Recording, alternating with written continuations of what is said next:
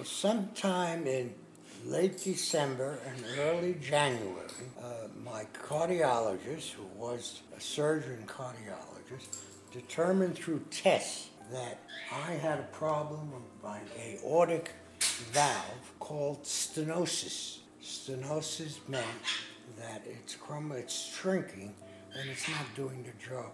Enough blood isn't going through it, or whether it was swollen, I don't know.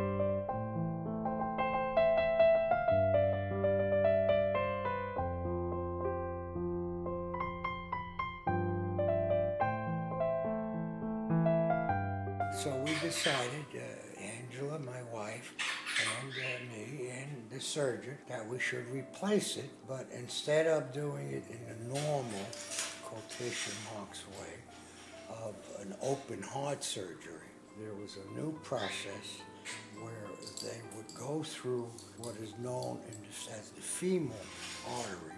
There's one on each side of one's body, which goes up into the heart. And because it was much less invasive, than open heart, and at 82 years old, they had this procedure, which is less risky.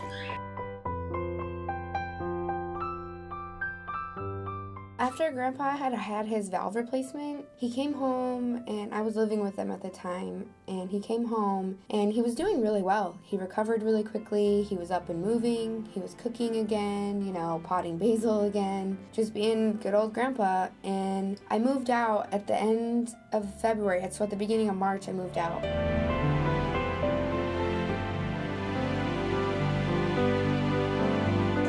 What date did I totally go down?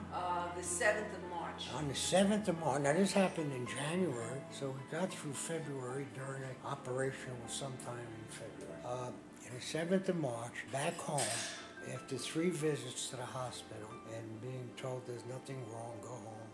Some of them with emergency calls with an ambulance. I collapsed at home. This time, Angela called 911 and they took me in.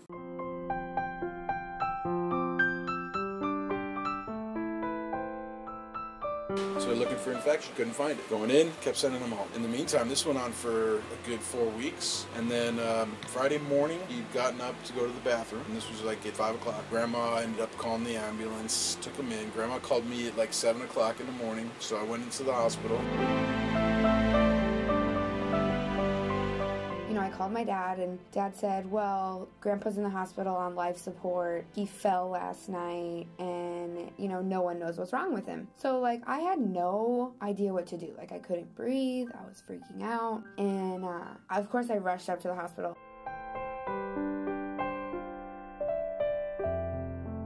They discovered that the valve they put in had a pigskin inner, because that's the most similar to a human valve. However, something went crazy, didn't it? It started getting infected, was it on?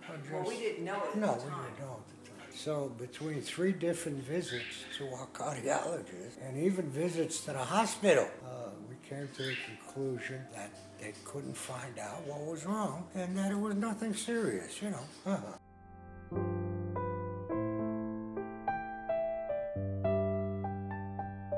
Finally, they came out, and the 4 of them, or whoever, decided that the best course of action would be to go in there and take care of it and see what they would find. So one of the doctors, was it Kasky, who came out? Dr. Kasky was the surgeon. Yeah, he was the heart surgeon. Came out with a piece of paper for Grandma, for Angela to sign, because I couldn't approve it. I'm out.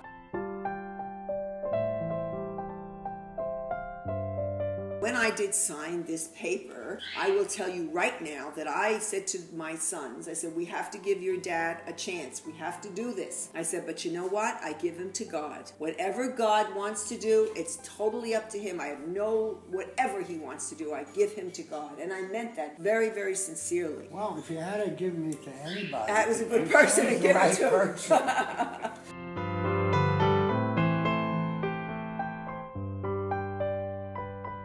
I noticed, that it really kind of pulled everybody closer together, even people who were on the fringes. If crying out loud, all the ex-wives came. I went to the hospital every day and was with my family and friends a lot and just spent a lot of time there, basically, until he got better. But after they did that, he started coming back because everything started working again.